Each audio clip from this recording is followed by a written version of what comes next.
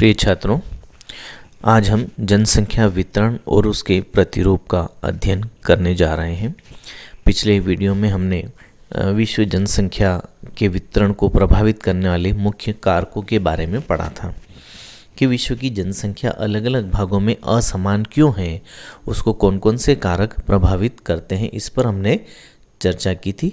आज हम इसमें वितरण प्रतिरूप में अलग अलग भागों में क्या वितरण का प्रतिरूप है, वृद्धि और घनत्व का क्या स्तर है, इन सब बातों को समझने का प्रयास करेंगे। पहले हम ये देखते हैं कि किसी भी देश के निवासी वहाँ के वास्तविक संपत्ति माने जाते हैं। यही वे लोग हैं जो वास्तविक संसाधन है और देश के अन्य संसाधनों का उपयोग करते हैं। अर्थात किसी भी देश के प्राकृतिक संसाधनों का उपयोग मानव द्वारा ही किया जाता है और उनकी नीति का निर्धारण करते हैं, और किसी भी देश की पहचान उसके जनसंख्या या मानव वर्ग द्वारा की जाती है। यह भी जानना जरूरी है कि किसी देश में कितनी स्त्रियां और पुरुष हैं, प्रतिवर्ष कितने बच्चे जन्म लेते हैं, कितने लोगों की मृत्यु होती है, किस वजह से होती है, नगरों और शहरों गांवों में लोगों का क्या स्तर है, कितना अनुपात है, शिक्षा का स्तर क्या है, रोजगार का क्या स्तर है, इन सभी तथ्यों को हम इसमें पढ़ने का प्रयास करते हैं।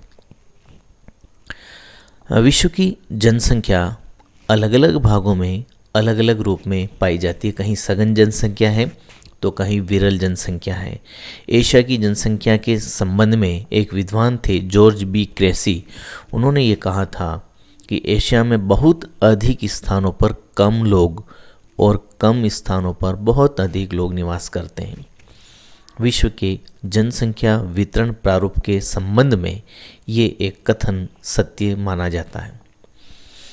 अब वितरण प्रारूप को अगर हम देखें तो जनसंख्या के वितरण और घनत्व के प्रारूप में किसी क्षेत्र की जनांकीय विशेषताओं को समझने में हमें सहायता मिलती है। जनसंख्या वितरण शब्द का अर्थ भूपृष्ठ अर्थात धरातल पर लोग किस प्रकार से वितरित हैं, इस बात से लगाया जाता है। मोटे तौर पर विश्व की जनसंख्या का 90% केवल 10% स्थल भाग में निवास करता है। विश्व के 10 सबसे अधिक आबादी वाले देशों में विश्व की लगभग 60% जनसंख्या रहती है और इन 10 देशों में से 6 देश एशियाई देश हैं। ये डायग्राम आप देख सकते हैं जिसमें एक ग्राफ बनाया हुआ है जो ये दर्शाता है कि अलग अलग देशों में जनसंख्या की क्या स्थिति है। और इस डायग्राम में आप ये देख सकते हैं विश्व में जो सबसे अधिक जनसंख्या वाला देश है चीन, उसके बाद भारत, फिर अमेरिका, इंडोनेशिया, ब्राज़ील, पाकिस्तान आदि देशों का ग्राफ द्वारा वर्णन किया गया है। जनसंख्या घनत्व की अगर हम बात करें तो भूमि के प्रत्येक इकाई में उस पर रहने वाले लोगों के पोषण की सीमित क्षमता होती है। इसीलिए लोगों की संख्या और भूमि के आकार के मध्य अनुपात को समझना आवश्यक है और यही अनुपात जनसंख्या घनत्व कहलाता है। सामान्य रूप में प्रति वर्ग किलोमीटर रहने वाले व्यक्ति के रूप में इसे मापा जाता है। अर्थात जनसंख्या में क्षेत्रफल का भाग लगाने पर जनसंख्या घनत्व प्राप्त होता है। इस चार्ट में आप अलग अलग महाद्वीपों को देख रहे हैं जिनकी जनसंख्या, क्षेत्रफल और घनत्व को दर्शाया गया है।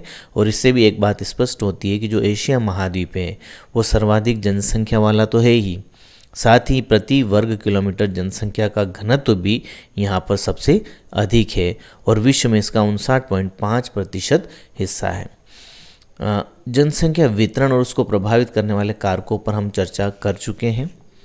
इसमें मैं थोड़ा सा आपको पॉइंट बता देता हूँ। भौगोलिक कारकों में जल, धरातली स्वरूप या आकृति, जलवायु और मिट्टियाँ, ये सभी भौगोलिक या भौतिक और प्राकृतिक कारक कहलाते हैं। आर्थिक कारकों में खनिज, उद्योग, नगरीकरण आदि आते हैं। सामाजिक और सांस्कृतिक कारकों में धार्मिक और सांस्कृतिक महत्व और वहाँ की सामाजिक मान्यता, राजनीतिक स्वरूप किस तरह का है, इन सभी बातों पर ध्यान दिया जाता है जो किसी क्षेत्र की जनसंख्या को प्रभावित करते हैं। फिर सामान्य बात हम करते हैं जनसंख्या वृद्धि पर। जनसंख्या वृद्धि या जनसंख्या परिवर्तन का तात्पर्य किसी क्षेत्र में समय की किसी निश्चित अवधि के दौरान बसे हुए लोगों की संख्या में परिवर्तन से है। यह परिवर्तन धनात्मक भी हो सकता है और ऋणात्मक भी। इसे निरपेक्ष अथवा प्रतिशत के रूप में भी दर्शाया जा सकता है। जनसंख्या परिवर्तन किसी क्षेत्र की आर्थिक विकास, सामाजिक उत्थान, ऐतिहासिक और सांस्कृतिक पृष्ठभूमि का सूचक माना जाता है। जनसंख्या वृद्धि के बारे में मैं आपको कुछ और कॉन्सेप्ट बता देता हूँ ताकि आपको समझने में आसानी रहे। जनसंख्या की वृद्धि क्या है? समय के दो अंतरालों के बीच एक क्षेत्र विशेष में होने वाली जनसंख्या में परिवर्तन को जनसंख्या वृद्धि कहते हैं। जैसे मान लिया 10 साल पहले जनसंख्या किसी स्थान पर 1000 थी और 10 साल के बाद उसी स्थान पर जनसंख्या बढ़कर 2000 हो गई, तो कितना परिवर्तन हुआ? 1000 का। तो इसे हम जनसंख्या का परिवर्तन या जनसंख्या वृद्धि कहते हैं। दर का क्या मतलब होता है? वृद्धि की दर। जनसंख्या में परिवर्तन जो प्रतिशत में दर्शाया जाता है वो वृद्धि की दर होती है। प्राकृतिक वृद्धि और वास्तविक वृद्धि क्या है? किसी क्षेत्र विशेष में दो समय अंतरालों में जन्म और मृत्यु के अंतर से बढ़ने वाली जनसंख्या को उस क्षेत्र की प्राकृतिक वृद्धि कहते हैं। अर्थात प्राकृतिक वृद्धि क्या है? जन्म माइनस मृत्यु। तो जन्म और मृत्यु के अंतर से जो संख्या बढ़ती है वो प्राकृतिक वृद्धि है। जबकि वास्तविक वृद्धि क्या है? यह वृद्धि तब होती है जब वास्तविक वृद्धि बराबर जन्म माइनस मृत्यु प्लस अप्रवास, अर्थात जन्म और मृत्यु दर के अंतर और बाहर से जो लोग आ रहे हैं उनकी संख्या जोड़ दी जाए तो फिर वो वास्तविक वृद्धि कहलाती। जैसे मान लिया 1000 लोगों की जनसंख्या में वृद्धि हुई, ठीक है। अब ये 1000 क्या है? जन्म और मृत्यु दर का अंतर है और 500 लोग बाहर से आकर किसी स्थान पर बस गए, तो वास्तविक वृद्धि क्या हो गई? 1500। और प्राकृतिक वृद्धि क्या हुई? 1000। तो इसको हम कहते हैं वास्तविक वृद्धि और प्राकृतिक वृद्धि। इसी तरह से धनात्मक और ऋणात्मक वृद्धि क्या है? धनात्मक वृद्धि तब होती है जब दो समय अंतरालों के बीच जन्म दर मृत्यु दर से अधिक हो या जब अन्य देशों से लोग स्थायी रूप से उस देश में प्रवास कर जाएं। और ऋणात्मक वृद्धि क्या होती है? यदि दो समय अंतरालों के बीच जनसंख्या कम हो जाए तो उसे ऋणात्मक वृद्धि कहते हैं। कब होगी ये? जब जन्म दर मृत्यु दर से कम हो जाए या लोग अन्य देशों की ओर प्रवास करके चले जाएं। तो ये कुछ सामान्य जानकारियाँ थी जिसे समझना जरूरी था। इसका अर्थ मैंने आपको बताया है। अब जनसंख्या परिवर्तन के जो 3 घटक हैं कौन कौन से हो गए? एक तो जन्म, दूसरा मृत्यु और तीसरा प्रवास। प्रवास मतलब एक स्थान से दूसरे स्थान की ओर जाकर बसना। अशोधित जन्म दर को प्रति 1000 स्त्रियों द्वारा जन्म दिए जीवित बच्चों के रूप में व्यक्त किया जाता है। और इसकी गणना कैसे करते हैं? किसी वर्ष विशेष में जीवित जन्मे बच्चे बटे किसी क्षेत्र विशेष में वर्ष के मध्य की जनसंख्या और गुणा कर दो 1000 का। मृत्यु दर जनसंख्या परिवर्तन में सक्रिय भूमिका निभाती है। जनसंख्या वृद्धि केवल बढ़ती हुई जन्म दर से नहीं होती है अपितु घटती हुई मृत्यु दर से भी होती है। अशोधित मृत्यु दर किसी क्षेत्र में मृत्यु दर को मापने की एक सरल विधि है। अशोधित मृत्यु दर को किसी क्षेत्र विशेष में किसी वर्ष के दौरान प्रति 1000 जनसंख्या के पीछे मृतकों की संख्या के रूप में अभिव्यक्त किया जा सकता है। इसकी गणना कैसे होगी? मृतकों की संख्या बटे मध्य में अनुमानित जनसंख्या इंटू 1000। मोटे तौर पर मृत्यु दर किसी क्षेत्र की, जनांकीय संरचना, सामाजिक उन्नति और आर्थिक विकास के स्तर द्वारा प्रभावित होती हैं। अब हम देखते हैं प्रवास। जन्म और मृत्यु की बात हो गई। जन्म और मृत्यु के अतिरिक्त एक तीसरा घटक है जिसे हम प्रवास कहते हैं, जिससे जनसंख्या का आकार बदलता है, परिवर्तन होता है। जब लोग एक स्थान से दूसरे स्थान पर जाते हैं तो वह स्थान जहाँ से लोग गमन करते हैं उद्गम स्थान कहलाता है, और जिस स्थान में आगमन होता है वह गंतव्य स्थान कहलाता है। जैसे मान लिया कि एक स्थान से लोग चले तो वो ए स्थान उद्गम स्थल हो गया, और बी पर पहुँचे तो बी क्या हो गया, गंतव्य स्थान। उद्गम स्थान जनसंख्या में कमी को दर्शाता है और गंतव्य स्थान पर जनसंख्या बढ़ती है।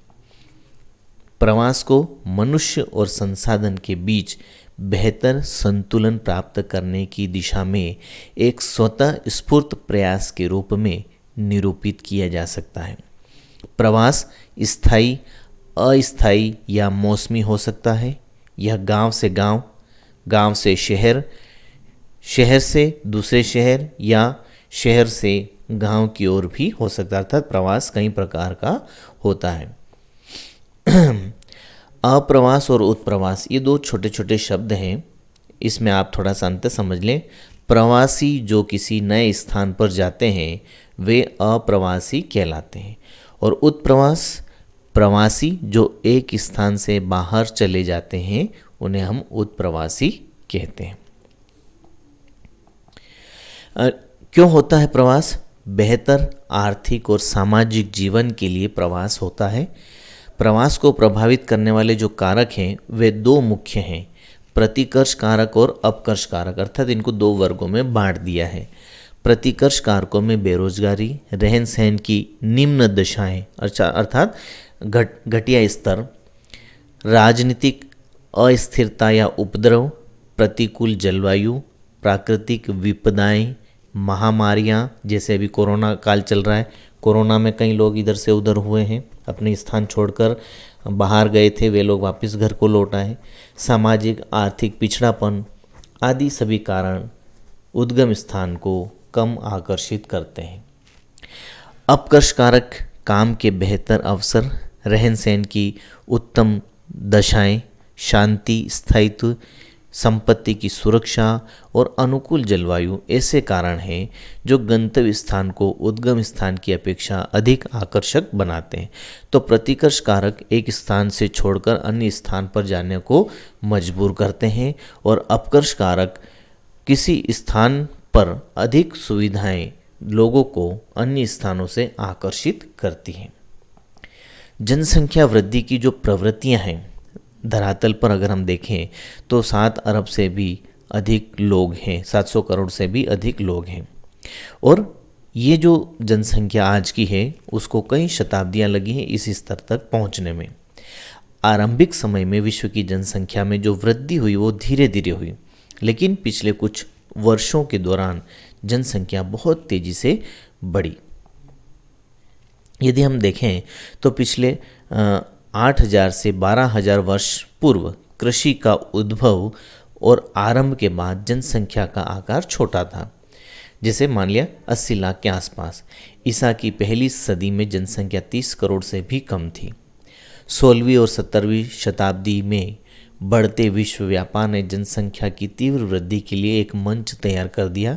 1750 ईस्वी के निकट जब औद्योगिक क्रांति की शुरुआत हुई तो विश्व की जनसंख्या मात्र 55 करोड़ थी। 18वीं सदी में औद्योगिक क्रांति के पश्चात विश्व जनसंख्या में बहुत तेजी से वृद्धि हुई, जिसे हम विस्फोटक वृद्धि कहते हैं, और अब तक प्राप्त प्रौद्योगिकी की प्रगति ने जन्म दर को घटाने में सहायता की और त्वरित जनसंख्या वृद्धि के लिए मंच तैयार किया। विज्ञान और तकनीकी ज्ञान ने किस प्रकार जनसंख्या वृद्धि में सहायता की, अगर इस बात पर कोई चर्चा की जाए तो मानवीय और प्राणी ऊर्जा के स्थान पर भाप इंजन का आविष्कार हुआ, जिसने पवन और जल के लिए यांत्रिक ऊर्जा उपलब्ध करवाई और कृषि और औद्योगिक उत्पादन में वृद्धि हुई, विकास हुआ।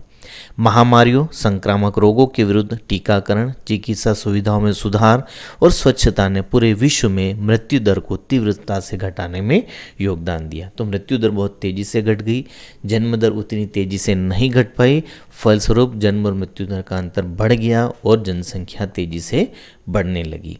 ये डायग्राम है जो आप देख सकते हैं, जिसमें ये बताने का प्रयास किया गया है कि किस तरह से जनसंख्या में तेजी से वृद्धि हुई।